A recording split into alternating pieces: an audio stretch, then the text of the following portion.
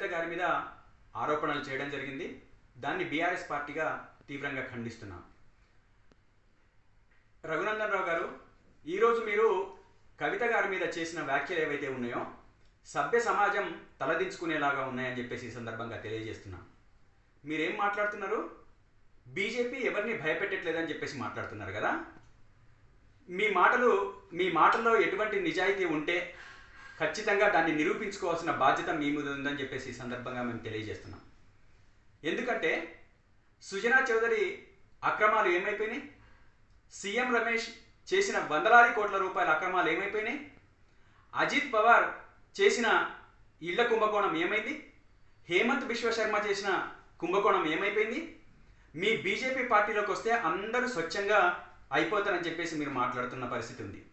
అంటే ప్రతిపక్షాల్లో ఉంటేనేమో వాళ్ళ మీద కేసులు, అదే ఆ ప్రతిపక్షాల్లో ఉండి కేసులు అనుభవించిన వాళ్ళు లేదా అక్రమాలు చేసిన వాళ్ళు మీ పార్టీలోకి వస్తే మాత్రం అంతా సక్రమంగా మారిపోతారని చెప్పేసి, నీతిమంతులుగా మారిపోతారని చెప్పేసి మీరు మాట్లాడుతున్నారు. ఈరోజు మేము చెప్పదలుచుకున్నాం, మీరు మాకు నీతులు చెప్పాల్సిన అవసరం లేదు. మీరు మొత్తం దేశానికే గోతులు తవ్వే పరిస్థితి కనబడతా ఉంది. ఏ చెట్టు కింద ఏముంది, ఏ పుట్ట కింద ఏముందని చెప్పేసి మాట్లాడుతూ ఈరోజు గోతులు తీస్తున్న పరిస్థితి దేశవ్యాప్తంగా ఇక్కడ గమనించట్లేదా? అదేవిధంగా మోడీ, ఈడీ, బోడీ అని చెప్పేసి కేటీఆర్ గారు మాట్లాడుతున్నారని చెప్పేసి మీరు అంటున్నారు. 100 సార్లు అంటాం మోడీ, ఈడీ, బోడీ అని.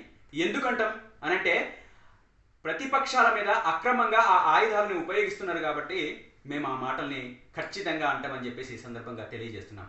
అంతేకాకుండా కవిత గారు బీసీల గురించి మాట్లాడితే, బీసీ సమస్యల గురించి మాట్లాడితే మీ కడుపు మంట ఎందుకు? అంటే ప్రభుత్వంలో ఉన్నప్పుడు మాట్లాడలేదు కాబట్టి ఇప్పుడు ప్రతిపక్షంలో ఉన్నప్పుడు మాట్లాడొద్దా? ఈరోజు ప్రభుత్వంలో ఉన్నప్పుడు మాట్లాడిండ్రు, అదేవిధంగా ఈరోజు కూడా మాట్లాడతారు. ఈరోజు ప్రత్యేకంగా మాట్లాడాల్సిన అవసరం ఎందుకు ఏర్పడింది? కాంగ్రెస్ పార్టీ ఎన్నికలలో బీసీ కులగణన చేస్తానని చెప్పేసి హామీ ఇచ్చింది. ఆ హామీ ఇచ్చిన దాంట్లో భాగంగా వాళ్ళు చెయ్యట్లేదు, కాలయాపన చేస్తున్నారు.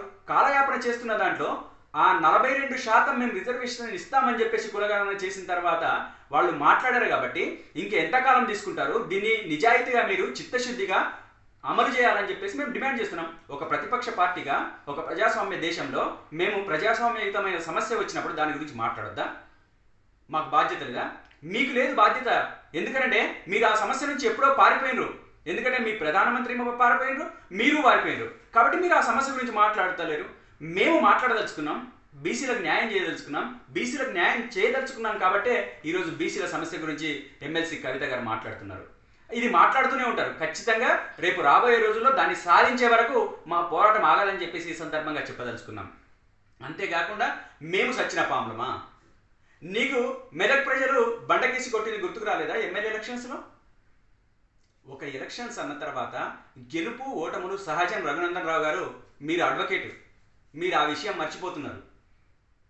అదేవిధంగా కవిత గారికి తీహార్ జైలుకు పోయి వచ్చిన తర్వాత అయినా మారుతుందేమో అనుకున్నా, కానీ మారతలేదు అని చెప్పేసి మీరు మాట్లాడుతున్నారు కదా. తీహార్ జైలు నుంచి వచ్చిన తర్వాత కవిత గారి మీద మీరు చేసిన ఏదైతే మీ ఈడీ, మోడీ, బోడీలు ఏదైతే పెట్టిన ఆరోపణలు ఏదైతే ఉన్నాయో అవి ఒక్కటన్నా నిజమైనయా? సుప్రీంకోర్టు ఏం చెప్పింది రఘునందన్ రావు గారు? ఎటువంటి ఆధారాలు లేవు కాబట్టే బెయిల్ ఇస్తున్నామని చెప్పేసి మాట్లాడింది. ఏం ఆధారాలు చూపించిండ్రు మీరు? ఏవైనా ఆధారాలు చూపించిందా? ఏ ఒక్క ఆధారమైనా చూపించిందా? ప్రతిపక్షాల మీద అక్రమమైన కేసులు పెట్టుకుంటూ, అదేవిధంగా ఈడీల్ని, సిబిఐని, ఎన్ఐఏలను ఉపయోగించుకుంటూ వాళ్ళని వేధించడమే మీ పనిగా కొనసాగుతూ ఉంది. మేము ఇప్పటికీ చెప్తున్నాం, మేము సచ్చిన పాము కాదు. ఎలక్షన్స్లలో గెలుపోటములు సహజం. అది నీకు వర్తిస్తుంది, మాకు వర్తిస్తుంది, ఏ పార్టీకైనా వర్తిస్తుంది.